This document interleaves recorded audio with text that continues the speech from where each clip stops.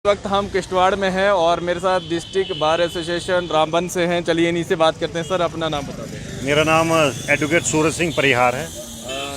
Advocate जी, क्या demand रखी थी आपने डीलिमिटेशन पे, और सबसे पहले आप किस तरह से स्वागत भी करते हैं इसका डीलिमिटेशन? सबसे पहले मैं जम्मू परिवर्तन का स्वागत करता हूं कि इस दूर दराज एरिया में भी अपनी यानी कि लोगों की बातें सुनने के लिए यहाँ पहुँचे और लोगों के सुझाव सुनने के लिए हम डिस्ट्रिक्ट बार एसोसिएशन की तरफ से मिले थे। आप जैसा कि जानते हैं कि अरेस्ट वाइल डोडा डिस्ट्रिक्ट जो था, पहले रामबन डिस्ट्रिक्ट डोडा डिस्ट्रिक्ट का पार्ट था। उसके बाद जो किश्तवाड़ डिस्ट्रिक्ट बन गया, फिर रामबन डिस्ट्रिक्ट बन गया।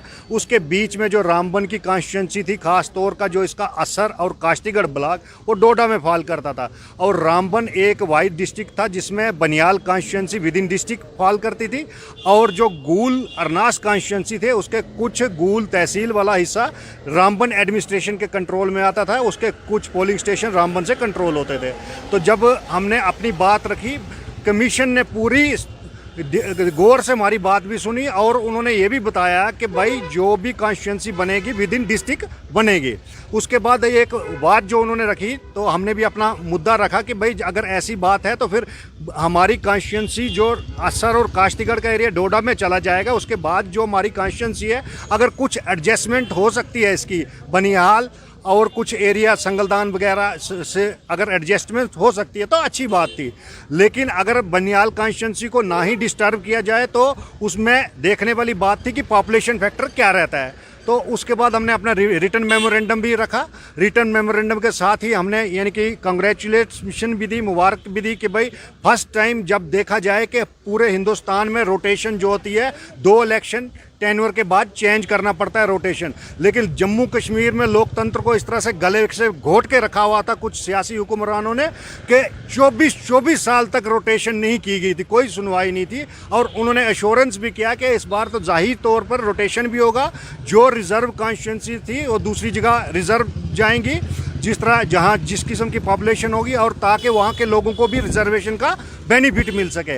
वरना ऐसा हाल था कि एक जगह आप रिजर्वेशन 24 साल तक रख दो तो दूसरी जगह जहाँ रिजर्वेशन का बेनिफिट मिलना चाहिए था जिन लोगों को, जिनके लिए रिजर्वेशन कॉन्स्टिट्यूशन ने दिया था, उन तक उनके हक नहीं पहुँच रहे। तो ये भी मुद्दा एक बड़ा यानी कि रखा हमने। उन्होंने बात को भी अप्रिशिएट किया और यानी बड़ी संयम के साथ हमारी बात सुनी। तो इसके लिए हमें भी एडवोकेट और एज ए लीगल, जिस तरह से आपने बताया कि किस तरह से गला घोटा जाता था यहाँ के लोगों को, क्या लगता है आप आने वाले समय में जो बातें रखी गई है, जिन लोगों ने मेमोरेंडम सबमिट किया है, किस तरह से उन पे देखा जाएगा? क्या जो डिमांडें हैं लोगों की वो पूरी तरीके से सुनी जाएंगी? मुझे तो पूरा यकीन है, क्योंकि इस वक्त गवर्नमेंट का और पूरा यानी कि जो आप खुद देख रहे होंगे कि अब लोकतंत्र लोगों के दरवाजे क्या लोगों के दिलों तक छू रहा है।